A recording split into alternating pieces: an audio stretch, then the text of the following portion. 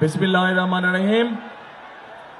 আজকের এই জনসভায় উপস্থিত সম্মানিত সভাপতি, মঞ্চে উপস্থিত ধানের শীষের প্রার্থীগণ, দলীয় সহকর্মীবৃন্দ এবং আমার সামনে উপস্থিত যশোর, মাগুরা, ঝিনাইদহ, কুষ্টিয়া, চুয়াডাঙ্গা ও মেহেরপুর থেকে আগত ভাই ও বোনেরা, আসসালামু আলাইকুম।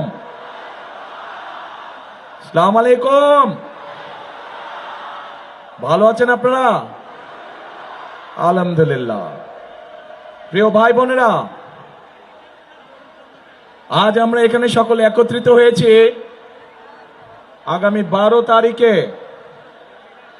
বাংলাদেশের মানুষের যে রাজনৈতিক অধিকার বিগত প্রায় এক যুগেরও বেশি সময় আগে কেড়ে নেওয়া হয়েছিল, বাংলাদেশের মানুষের কথা বলার যে অধিকার বিগত প্রায় এক যুগ আগে কেড়ে নেওয়া হয়েছিল, সেই অধিকারকে প্রয়োগ করার, যার জন্য গত এক যুগে হাজারো মানুষ গুম খুন খুনের শিকার হয়েছে, লক্ষ লক্ষ মানুষ গায়েবী মামলার অত্যাচার নির্যাতনের শিকার হয়েছে, সেই অধিকার ইনশাআল্লাহ বাংলাদেশের মানুষ প্রয়োগ করতে যাচ্ছে। কিন্তু এই অধিকারকে আদায় করার জন্য বহু মানুষকে তার জীবন উৎসর্গ করতে হয়েছে, বহু লক্ষ মানুষ অত্যাচার নির্যাতনের শিকার হয়েছে। প্রিয় ভাই বোনেরা, 1971 সালে এই বাংলাদেশের বীর মুক্তিযোদ্ধারা যুদ্ধ করে জীবন বাজি রেখে লক্ষ শহীদের আত্মত্যাগের বিনিময়ে আমরা স্বাধীনতা অর্জন করেছিলাম। একইভাবে 2024 সালের জুলাই আগস্টে ছাত্র জনতার আন্দোলনের মাধ্যমে সেই স্বাধীনতাকে আমরা রক্ষা করেছি। আমরা দেখেছিলাম স্বৈরাচারের সময়, যেই স্বৈরাচার এক যুগেরও বেশি সময় ধরে বাংলাদেশের মানুষের কাঁধে চেপে বসেছিল, আমরা দেখেছিলাম সেই সময় কিভাবে এই দেশের মানি গুণী সম্মানী মানুষদেরকে কথায় কথায় তারা তুচ্ছ তাচ্ছিল্য অপমানিত করত। আমরা দেখেছিলাম কিভাবে ভিন্ন মতের রাজনৈতিক নেতৃবৃন্দ কর্মীদেরকে বিভিন্নভাবে অত্যাচার নির্যাতন তুচ্ছ তাচ্ছিল্য অপমানিত করত তারা। প্রিয় ভাই বোনেরা, 2024 সালের 5ই আগস্টের পরে আমরা ধরে নিয়েছিলাম বাংলাদেশের রাজনীতিতে একটি গুণগত পরিবর্তন হয়েছে। এই মুহূর্তে বাংলাদেশে যে দলগুলো রাজনীতি করছে, তারা জনগণের মান মর্যাদা সম্মান অক্ষুণ্ণ রেখে কথা বলবে এবং রাজনীতি করবে। কিন্তু আমরা কষ্টের সাথে খেয়াল করলাম যে একটি রাজনৈতিক দল 5ই আগস্টের পর থেকে এই দেশের অর্ধেক জনগোষ্ঠী অর্থাৎ মা এবং নারীদেরকে তুচ্ছ তাচ্ছিল্য করে কথা বলা শুরু করলো। তারা একটি রাজনৈতিক দল উঠে পড়ে লাগলো কিভাবে মা বোনদেরকে ঘরের ভিতরে আটকে রাখা যায়। একটি রাজনৈতিক দল বিএনপি যেখানে পরিকল্পনা গ্রহণ করেছে যে বাংলাদেশকে যদি সামনের দিকে বাড়াতে হয়, বাংলাদেশকে যদি সামনের দিকে নিয়ে যেতে হয়, তাহলে সমগ্র জনগোষ্ঠীর এই যে অর্ধেক নারী সমাজ, তাদেরকে কখনো পেছনে রেখে সামনে আগানো সম্ভব না। কারণ আমরা বিশ্বাস করি দেশকে পুনর্গঠন করতে হলে, দেশকে গড়ে তুলতে হলে নারী পুরুষ সকলকে একসাথে কাঁধে কাঁধ মিলিয়ে কাজ করতে হবে। কিন্তু আমরা অত্যন্ত কষ্টের সাথে দেখলাম কয়েকদিন আগে একটি রাজনৈতিক দলের এক শীর্ষ নেতা একটি আন্তর্জাতিক গণমাধ্যমে বলে বসলো যে নারীদেরকে তারা কোন দৃষ্টিতে দেখে। শুধু তাই নয়, গতকাল আমরা দেখলাম, প্রিয় ভাই বোনেরা, গতকাল আমরা দেখলাম সেই নেতা, সেই রাজনৈতিক দলের নেতা বাংলাদেশের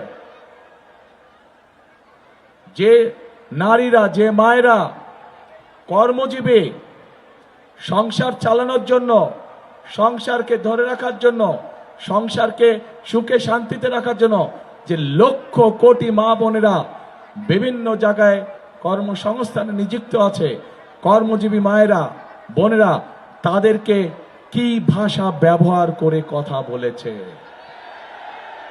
প্রিয় ভাই বোনেরা, আমাদের প্রিয়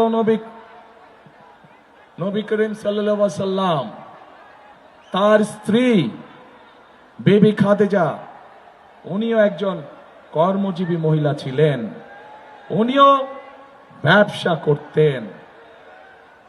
প্রিয় ভাই বোনেরা, বদরের যুদ্ধের কাহিনী নিশ্চয়ই আপনাদের কম বেশি জানা আছে। সেই বদরের যুদ্ধে মুসলমানদের যে বাহিনী ছিল, তাদের লোক লস্কর, যত রকম সরঞ্জাম ছিল যুদ্ধের, খাবার দাবার, সকল কিছুর আয়োজন করেছিল হযরত আয়েশা তার অবস্থান থেকে। শুধু তাই নয়, বদরের যুদ্ধে যে সকল মুসলমান সৈনিকরা আহত হয়েছিল, তাদের চিকিৎসা সেবার ব্যবস্থাও হযরত আয়েশার মাধ্যমেই করা হয়েছিল। সেদিন যেই নার্সিং সিস্টেম আমরা এখন দেখি, সেই নার্সিং সিস্টেম সেই সময় হযরত আয়েশার নেতৃত্বে হয়েছিল। প্রিয় ভাই বোনেরা, আমরা গতকাল দেখেছি এই রাজনৈতিক দলটির এই নেতাটি বাংলাদেশের প্রত্যেকটি কর্মজীবী নারী, কর্মজীবী মা, কর্মজীবী মেয়ে সম্পর্কে অত্যন্ত আপত্তিকর একটি কথা বলেছে। প্রিয় ভাই বোনেরা, যারা নিজেদের দেশের মানুষকে এইভাবে আপত্তিকর বিশ্লেষণ করে, তাদের কাছ থেকে কি বাংলাদেশের জনগণ ভালো কিছু আশা করতে পারে? তাদের কাছ থেকে ভালো কিছু আশা করা সম্ভব নয়। শুধু তাই নয়, প্রিয় ভাই বোনেরা, এই আপত্তিকর কথা বলার পরে যখন তারা দেখল বাংলাদেশের সকল মানুষ তীব্র প্রতিক্রিয়া প্রদর্শন করেছে, তখন তারা বলল যে তাদের অ্যাকাউন্ট বলে হ্যাক হয়ে গিয়েছিল।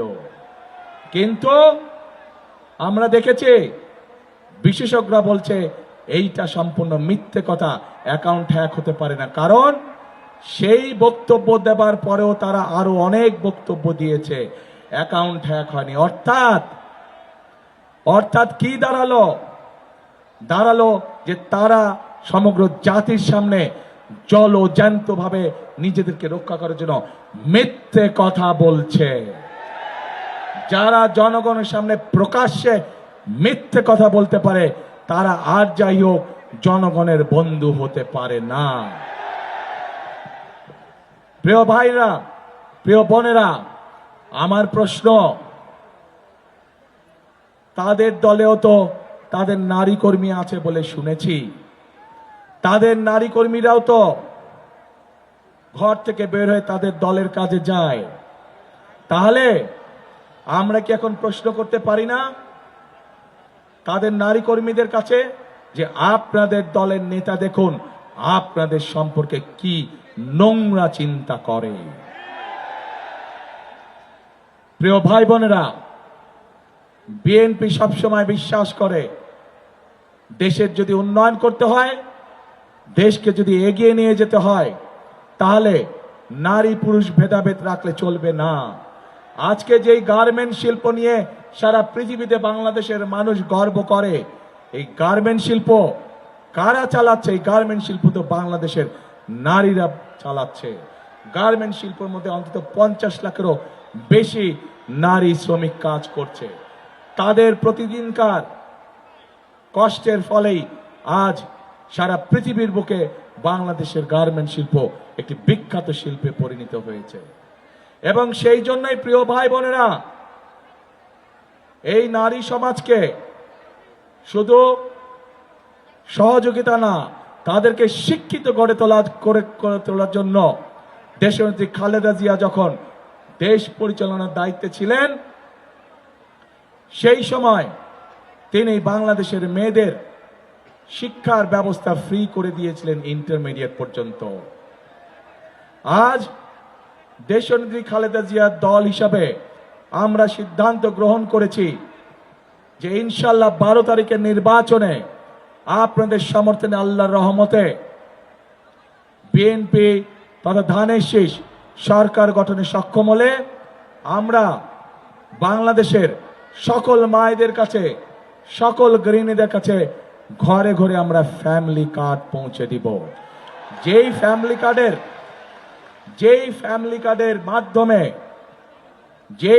কার্ডের মাধ্যমে বাংলাদেশের প্রত্যেকটি পরিবারের গৃহিণী বা মা সরকারের পক্ষ থেকে প্রতি মাসে ন্যূনতম একটি সুযোগ বা সুবিধা পাবে।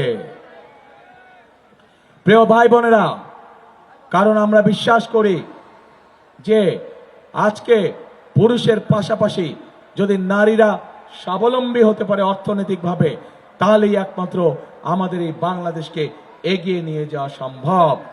অন্যথায় কোনোভাবে দেশকে এগিয়ে নিয়ে যাওয়া সম্ভব না। সেজন্যই আমরা বাংলাদেশের অর্ধেক জনগোষ্ঠীকে পেছনে রেখে আমরা আশা কোনোভাবেই করতে পারি না যে বাংলাদেশ উন্নতি করবে। বাংলাদেশ তখনই উন্নতি করবে যখন নারী পুরুষ কাঁধে কাঁধ মিলিয়ে একসাথে আমরা ইনশাল্লাহ কাজ করতে পারবো। প্রিয় ভাই বোনেরা, আজকে আমরা খেয়াল করলে দেখতে পাচ্ছি যে বিগত স্বৈরাচারের সময় যেভাবে এই দেশের মানুষের ভোটের অধিকারকে কেড়ে নেওয়া হয়েছিল, যেভাবে আমিডামি নির্বাচন করা হয়েছিল, যেভাবে নিশিরাতে নির্বাচন করা হয়েছিল, ওই যেই দলটির কথা বললাম, যারা নিজের দেশের সন্তানদেরকে, নিজের দেশের নারীদেরকে ঘরে আটকে রাখতে চায়, এরা এখন ষড়যন্ত্র শুরু করেছে কিভাবে নির্বাচনকে বাধাগ্রস্ত করা যায়। এরা এখন তাদের লোকজনকে মা বোনদের কাছে পাঠাচ্ছে এনআইডি নাম্বার নেওয়ার জন্য, বিকাশ নাম্বার নেওয়ার জন্য। এই খবর আছে আপনাদের কাছে? কাজেই তারা বলে সৎ লোকের শাসন কায়েম করবে। আরে ভাই, আপনাদের এই প্রস্তাবটাই তো সবচেয়ে বড় অসৎ প্রস্তাব। আপনারা অসৎ প্রস্তাব দিয়ে কাজ শুরু করে কিভাবে আপনারা মনে করেন যে আপনারা সৎ লোকের শাসন কায়েম করবেন? আপনারা সমগ্র জাতির সামনে মিথ্যে কথা বলেন যে আপনাদের অ্যাকাউন্ট হ্যাক হয়ে গিয়েছিল। বিশেষজ্ঞরা প্রমাণ করেছে আপনাদের অ্যাকাউন্ট কোনো হ্যাক ম্যাক কিচ্ছু হয় নাই। বাঁচার জন্য এখন আপনারা মিথ্যে কথা বলছেন। যারা নির্বাচনের আগে জনগণের সাথে মিথ্যে কথা বলতে পারে, তারা নির্বাচনের পরে কি পরিমাণ মিথ্যে কথা বলতে পারে, এটি আমাদের সহজেই বোধগম্য। প্রিয় ভাই বোনেরা, আজকে নির্বাচনকে বিতর্কিত করার জন্য, বাধাগ্রস্ত করার জন্য এরা উঠে পড়ে লেগেছে। সেই জন্য আজকে এখানে লাখো জনতার উপস্থিতিতে আপনাদেরকে এবং আপনাদের মাধ্যমে সকল মা বোন এবং সকল ভাই বোনদেরকে, আপনাদেরকে এবং আপনাদের মাধ্যমে আপনাদের এলাকার সকল মানুষের কাছে আমি একটি আহ্বান জানাতে চাই। আপনাদেরকে অত্যন্ত সতর্ক এবং সজাগ থাকতে হবে, যাতে কেউ ষড়যন্ত্র করে আপনার সেই ভোটের অধিকারকে কেড়ে নিতে না পারে। আবার প্রিয় ভাই বোনেরা, নতুন গল্প শুনছি, ইদানিং নতুন গল্প শুনছি যে এবার বলে ভোট গণনা করতে অনেক বেশি সময় লাগবে। প্রিয় ভাই বোনেরা, এই দেশের মানুষ হয়তো কত এক যুগ ভোট দিতে পারেনি, কিন্তু ভোট দেওয়ার যে অভিজ্ঞতা তাদের নাই তা না। 91 সালে ভোট দিয়েছে, 96 সালে ভোট দিয়েছে, 2001 সালে ভোট দিয়েছে। ভোট গণনা করতে কেমন সময় লাগে বাংলাদেশের মানুষের সেই ধারণা আছে। কাজেই যদি কেউ ভোট গণনা করতে দেরি হবে এই উসিলা দিয়ে যদি কেউ কোনো সুযোগ নিতে চায়, প্রিয় ভাই বোনেরা, আপনাদেরকে তা প্রতিরোধ করতে হবে। পারবেন ইনশাআল্লাহ। প্রিয় ভাই বোনেরা, আমি আগেই বলেছি, আমরা রাজনীতি করি, বিএনপি রাজনীতি করে এই দেশের মাটির জন্য, এই দেশের মানুষের জন্য, এবং সেই জন্যই বিএনপি বাংলাদেশের মানুষের সমর্থন নিয়ে আল্লাহর রহমতে যতবার সরকার গঠন করেছে, প্রত্যেক সময় বিএনপি চেষ্টা করেছে এমন কাজ করতে যেই কাজগুলোর মাধ্যমে এই এলাকার মানুষের উন্নয়ন হয়। স্কুল কলেজ তৈরি করা, রাস্তাঘাট তৈরি করা সহ কর্মসংস্থানের ব্যবস্থা করা। কিন্তু আমরা বিগত 15 বছর দেখেছি, বিগত 15 বছর আমরা দেখেছি কিভাবে দেশের মানুষকে তার এলাকার উন্নয়ন থেকে বঞ্চিত করা হয়েছে। প্রিয় ভাই বোনেরা, আজকে এই বৃহৎ অঞ্চল, এখানকার কৃষক ভাইদের জন্য সবচেয়ে বড় অন্যতম একটি সমস্যা হচ্ছে বিভিন্ন খাল ছিল, বিভিন্ন বিল ছিল, যেগুলা বন্ধ হয়ে গিয়েছে।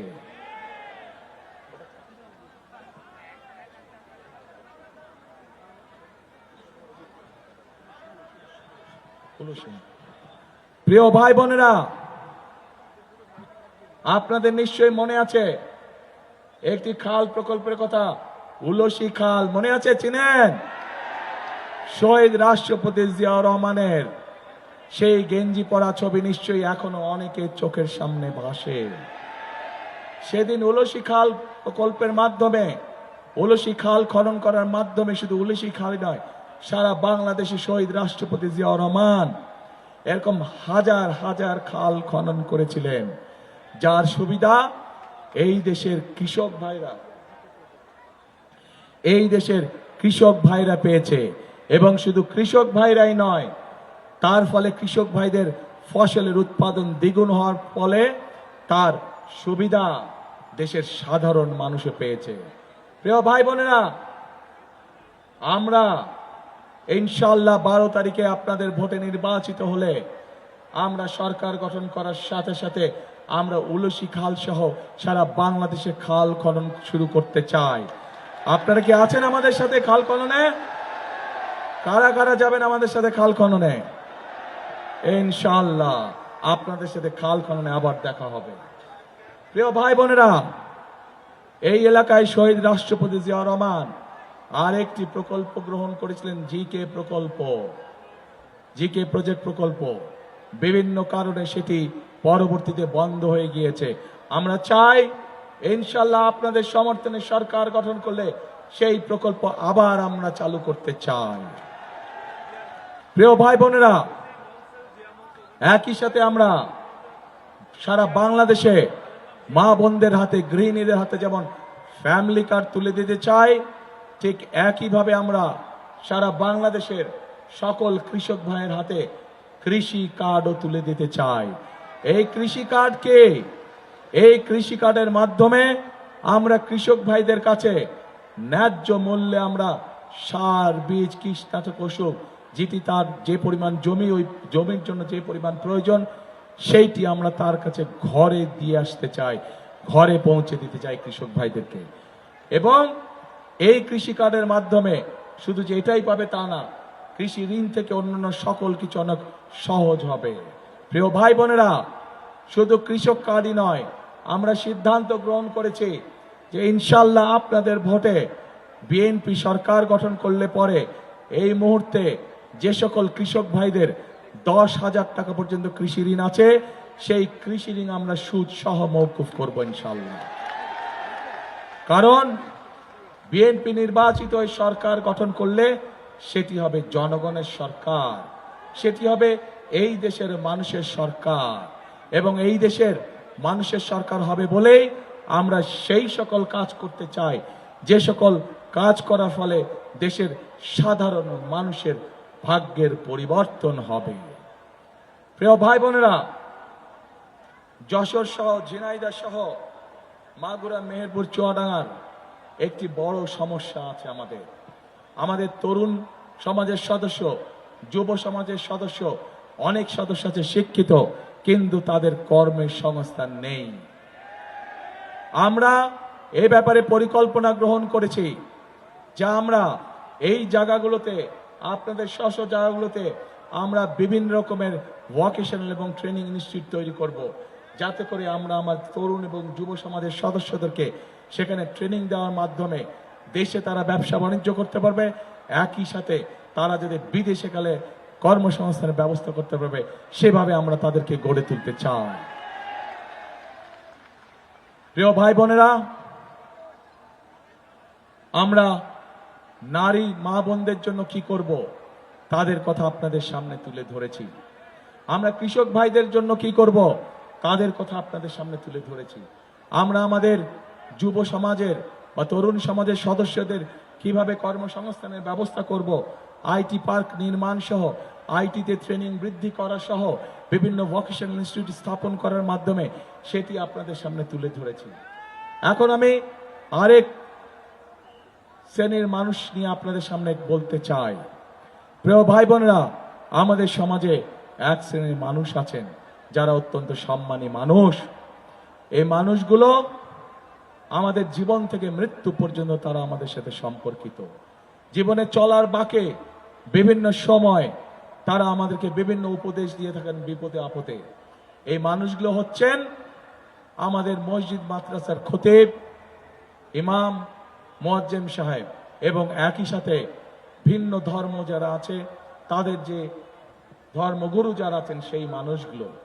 আমরা সিদ্ধান্ত গ্রহণ করেছি আপনাদের ভোটে ইনশাআল্লাহ 12 তারিখে আপনাদের ভোটে নির্বাচিত হলে পরে এই মানুষগুলোকে আমরা ধীরে ধীরে সরকারের পক্ষ থেকে সম্মানের ব্যবস্থা করব, যেন তারা একটি সম্মানজনক অবস্থায় জীবন যাপন করতে পারেন।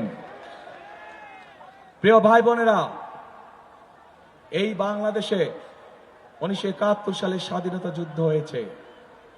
বিভিন্ন সময়ে আন্দোলন, গণতন্ত্র পুনরুদ্ধারের জন্য আন্দোলন সংগ্রাম হয়েছে। 2024 সালের জুলাই আগস্ট মাসে আন্দোলন হয়েছে স্বাধীনতা রক্ষা করার জন্য। সেই আন্দোলনের সময় আমরা কিন্তু কারো ধর্ম বর্ণ কোনো কিছু দেখিনি। রাজপথ দখলের সময় আমরা মুসলমান, হিন্দু, বৌদ্ধ, খ্রিস্টান সকল ধর্মের মানুষ মিলে যুদ্ধ করে এই দেশ স্বাধীন করেছি। আমরা মুসলমান, হিন্দু, বৌদ্ধ, খ্রিস্টান সকল মানুষ মিলে স্বৈরাচারের বিরুদ্ধে আন্দোলনকে সফল করেছি। প্রিয় ভাই বোনেরা, আমরা বিএনপি, আমরা মুসলমান, হিন্দু, বৌদ্ধ, খ্রিস্টান সকল ধর্মের মানুষকে সাথে নিয়ে আগামী দিনে শান্তিতে বসবাস করতে চাই এবং আমরা সকলকে সাথে নিয়ে এই দেশকে সুন্দরভাবে গড়ে তুলতে চাই। এবং সেজন্যই যদি এই দেশকে সুন্দরভাবে গড়ে তুলতে হয়, তাহলে প্রিয় ভাই বোনেরা, এই দেশের যারা মালিক, অর্থাৎ আমরা যারা বিএনপি করে আমরা মনে প্রাণে বিশ্বাস করি আমাদের সকল ক্ষমতার উৎস হচ্ছে জনগণ। এই দেশের মালিক কারা? কি ভাই, কারা? জনগণ। কাজেই মালিক যেহেতু জনগণ, কাজেই জনগণের যদি সমর্থন আমাদের পাশে থাকে, জনগণের যদি সমর্থন আমাদের সাথে থাকে, তাহলে আমরা আমাদের কাঙ্ক্ষিত বাংলাদেশ গড়ে তুলতে সক্ষম হব ইনশাআল্লাহ। প্রিয় ভাই বোনেরা, জনগণের সমর্থন হচ্ছে একটি রাজনৈতিক দলের জন্য সবচেয়ে বড় শক্তি। কাজেই আমরা বিশ্বাস করি জনগণের শক্তিতে এবং আমরা বাধ্য থাকি জনগণের কাছে জবাবদিহি করতে। এবং সেই জন্যই আমরা সকল সময় বলে থাকি জনগণই আমাদের সকল ক্ষমতার উৎস। প্রিয় ভাই বোনেরা, আমি এতক্ষণ বক্তব্যে আপনাদের সামনে আমাদের দলের কিভাবে আমরা দেশকে পুনর্গঠন করতে চাই, কিভাবে সামনের দিকে দেশকে এগিয়ে নিতে চাই, সেই কথাগুলো আপনাদের সামনে তুলে ধরলাম। এখানে যশোর জেলায় যেহেতু অনুষ্ঠানটি অনুষ্ঠিত হচ্ছে, যশোর জেলায় একটি খুব সুন্দর শিল্প আছে। সেই শিল্পটি হচ্ছে ফুল চাষ। এখানে বহু মানুষ আছেন যারা এই ফুল চাষের সাথে জড়িত। প্রিয় ভাই বোনেরা, এই ফুলকে আমরা দেশের সীমানার ভেতরে শুধু রাখতে চাই না, আমরা চাই সেভাবে এই শিল্পকে গড়ে তুলতে, যাতে করে এই শিল্প ইনশাল্লাহ আগামী দিনে গার্মেন্টসের জামা কাপড় যেমন এক্সপোর্ট হয়, আমরা এই ফুল শিল্পকেও পৃথিবীর অন্য দেশে এক্সপোর্ট করতে চায়।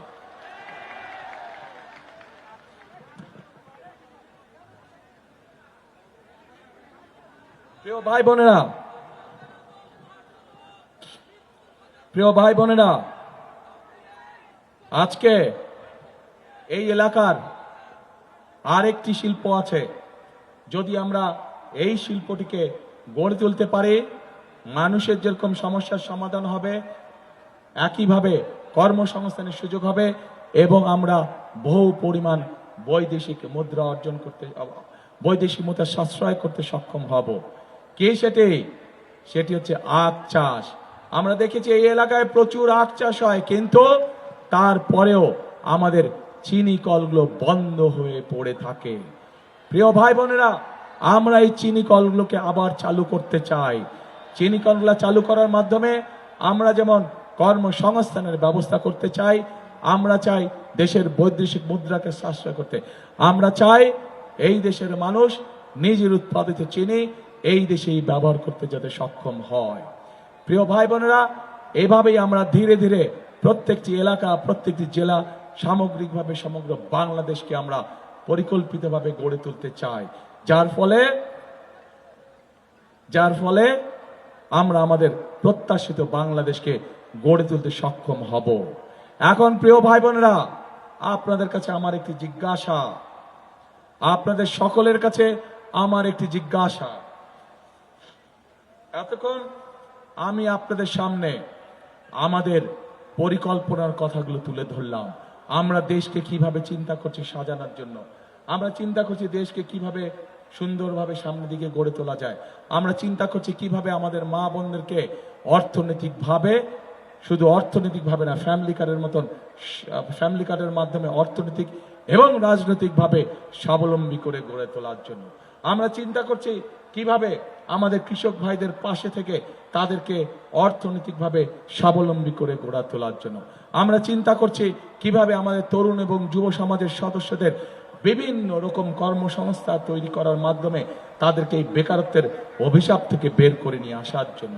আমরা চিন্তা করছি আমাদের ধর্মীয় সম্মানী ব্যক্তি যারা আছেন, সে যে ধর্ম নিয়ে হোক না কেন, তাদেরকে একটি সম্মানজনক যাতে জীবনযাপন করতে পারেন তার ব্যবস্থা করার জন্য। এবং একই সাথে এলাকার বিভিন্ন যে গুরুত্বপূর্ণ প্রকল্পগুলি আছে সেগুলো কিভাবে আমরা বাস্তবায়ন করব সেটিও কম বেশি আপনাদের সামনে তুলে ধরেছি। প্রিয় ভাই বোনেরা, এখন আমার একটি জিজ্ঞাসা আছে। প্রিয় ভাই বোনেরা, আপনাদের সকলকে জিজ্ঞাসা আছে, রেডি? জিজ্ঞেস করবো নাকি?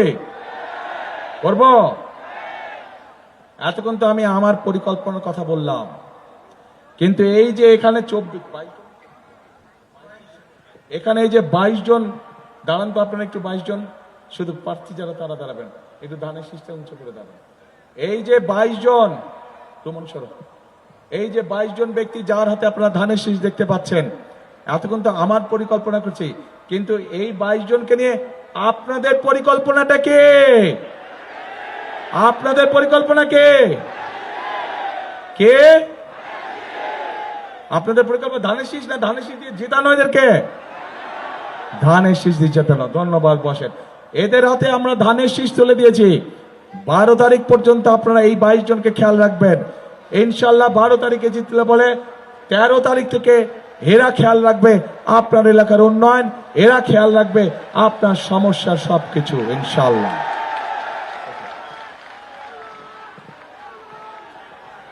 প্রিয় ভাই বোনরা, এই যে ভাই তোমরা স্লোগান দিচ্ছ, 1 মিনিট স্লোগান দিয়ে শক্তি শেষ করলে হবে না, এটা 12 তারিখে দেখাতে হবে। এই শক্তি, এই উৎসাহ, এই ঐক্যবদ্ধতা 12 তারিখে ব্যালট পেপারে প্রকাশিত হতে হবে। এবং একই সাথে যারা দেশের মানুষের সামনে মিথ্যে কথা বলে, সকালে একটা বলে বিকালে আরেকটা বলে, এইভাবে মিথ্যে কথা বলে, যারা দেশের অর্ধেক মানুষকে অপমানিত করে,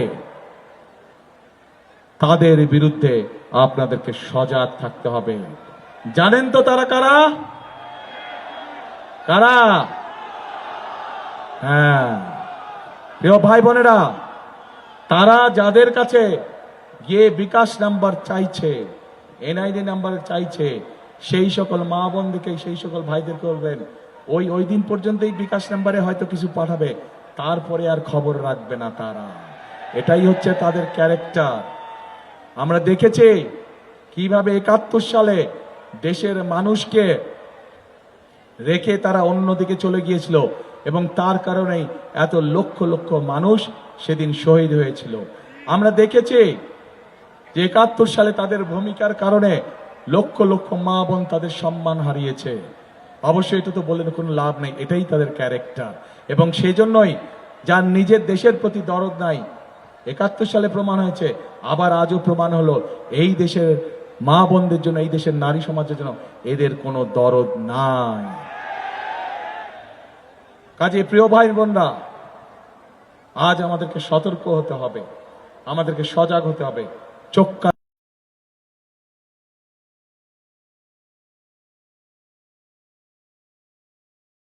খোলা রাখতে হবে যে ওইসব ষড়যন্ত্রীরা কোথায় কোথায় ষড়যন্ত্রের ওত পেতে বসে আছে। যেখানে ওত পেতে বসে থাকবে, সেখানে আপনাকেও আপনার মতন করে জনগণকে সাথে নিয়ে ব্যবস্থা গড়ে তুলতে হবে, যাতে করে তাদের ষড়যন্ত্র কোনোভাবেই ফায়দা না পায়। এখন প্রিয় ভাই বোনেরা, আমরা কি বাংলাদেশকে আগামী দিন গড়ে তুলতে চাই? আচ্ছা, বাংলাদেশকে যদি আগামী দিন গড়ে তুলতে হয়, তাহলে একটি কাজ, একটি স্লোগান, করব কাজ, গড়ব দেশ। তারপরে সবার আগে বাংলাদেশ, করব কাজ, সবার আগে বাংলাদেশ। প্রিয় ভাই বোনেরা, আজ আসুন, এই নির্বাচনকে শুধু নির্বাচন দেখলে হবে না, এই নির্বাচনকে দেখতে হবে রাইট এবং রঙের দিন হিসাবে, দেশপ্রেমিক এবং দেশ বিরোধীদের দিন হিসাবে।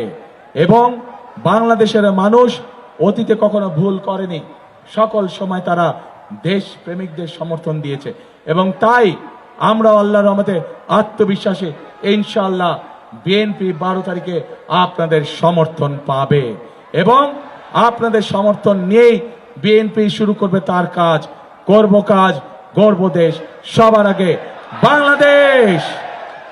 প্রিয় ভাই বোনেরা, যাবার আগে আরেকটি কথা বলে যাই, খাল কাটতে যাবেন কে কে আমার সাথে? হাত তোলেন। ইনশাআল্লাহ 12 তারিখে নির্বাচিত হলে পরে সরকার গঠন করে আমরা আসবো, খাল খনন কর্মসূচি শুরু করব। আমার সাথে থাকতে হবে সবাইকে, থাকবেন তো? ইনশাআল্লাহ। আল্লাহ হাফেজ। বাংলাদেশ জিন্দাবাদ, বাংলাদেশ জাতীয়তাবাদী দল জিন্দাবাদ। আসসালামু আলাইকুম। 12 তারিখ সারাদিন